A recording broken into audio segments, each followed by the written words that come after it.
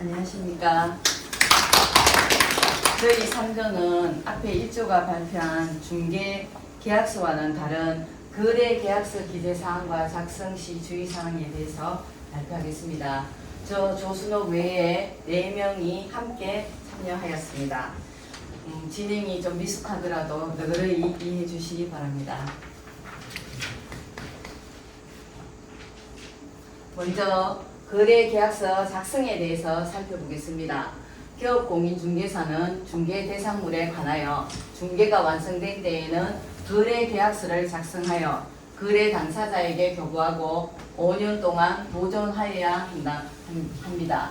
다만 거래계약서가 공인전자문서센터에 보관된 경우에는 별도로 보존하지 않아도 됩니다.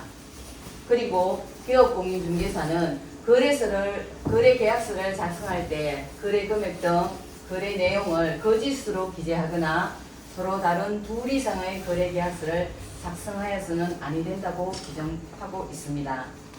또 참고사항으로 기업공인중개사가 폐업을 한 경우에도 중개한 거래계약이 해제된 경우에도 기업공인중개사는 거래계약서와 중개대상물 확인 설명서 보관 의무가 있습니다. 그리고 소속 공인중개사는 거래계약서 작성 의무의 주체는 아니지만 거래계약서를 작성할 수 있으며 만약에 거래계약서를 작성할 시 거래 금액 등 거래 내용을 거짓으로 기재하거나 서로 다른 둘 이상 거래계약서를 작성해서는 아니 된다는 규정이 있습니다. 과거 부동산 중개업법상 중개업자는 자기가 중개한 중개대상물의 매매계약 등이 체결된 경우 중개의뢰인의 요청이 있을 때 부동산 등기 특별조치법이 정하는 바에 따라 계약서에 검인을 신청하여야 한다고 규정이 되어 있었습니다. 그러나 부동산 거래 신고제가 도입되면서 부동산 등의 매수인은 신고인이 신고 필증을 발급받은 때에 부동산 등기 특별조치법에 따른 검인을 받은 것으로 본다고 규정이 신설됨으로 해서 위 규정은 삭제되었습니다. 그렇지만 교환계약이나 정여계약에는 검인을 받아서 등기 신청 시 제출해야 합니다. 그리고 계약서 대필 또는 대서는 거래 당사자가 합의한 내용을 단순히 계약서만 작성하는 행위로 중개행위로 보지 않고 대필료도 중개보수에 해당하지 않습니다.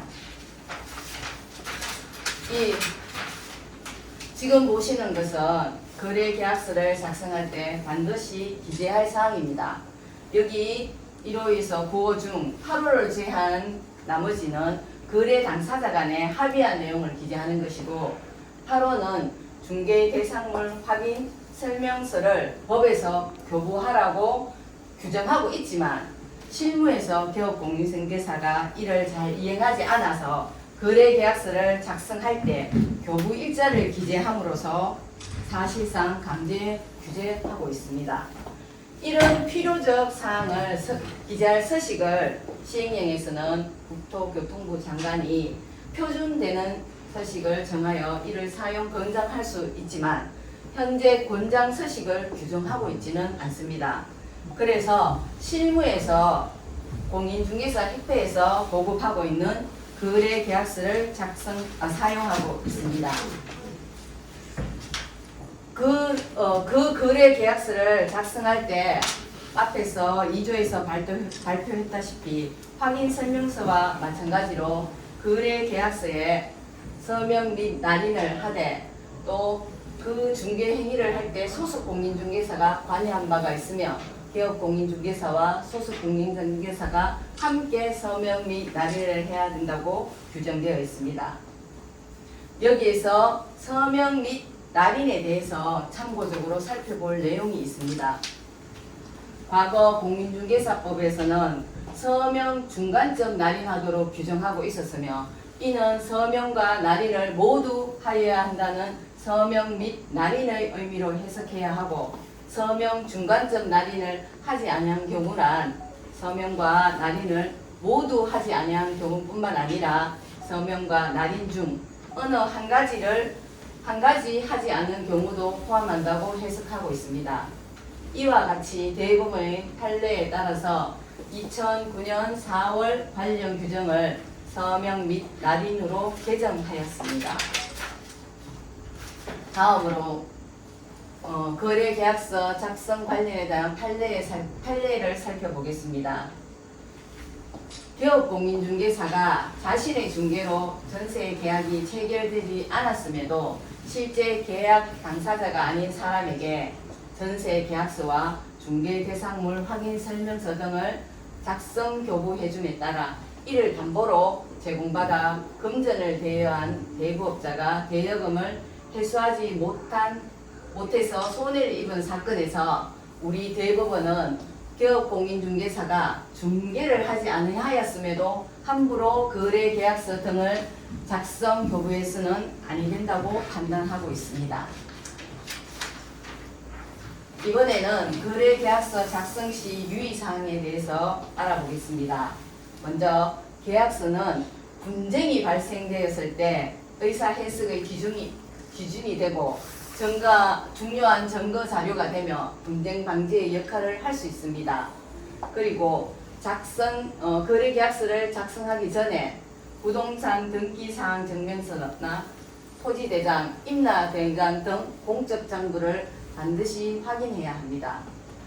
다음으로 정형화된 계약서의 경우 미리 인쇄된 내용, 즉 부동문자도 일단은 계약의 내용으로 효력이 있는 것이고 극히 예외적인 경우에만 그 효력이 부인되기 때문에 미리 특약문구를 준비하는 것도 바람직하다고 생각합니다. 또 진정한 소유자인지 소유자가 직접 계약을 하는 것인지 대리인이 하는 것인지 공법상 제한 등이 있더라도 부동산 계약을 하는 목적이 가능한지 또 약정 계약 해지권이나 계약 지급 여부 위약금 약정 여부 등을 확인하여 기재하여야 합니다. 마지막으로 계약 체결 과정에서 제시되었던 광고 전단지나 그 밖의 서류가 있을 경우 그 서류를 첨부하고 특약으로 기재하면 분쟁 방지를 할 수 있습니다.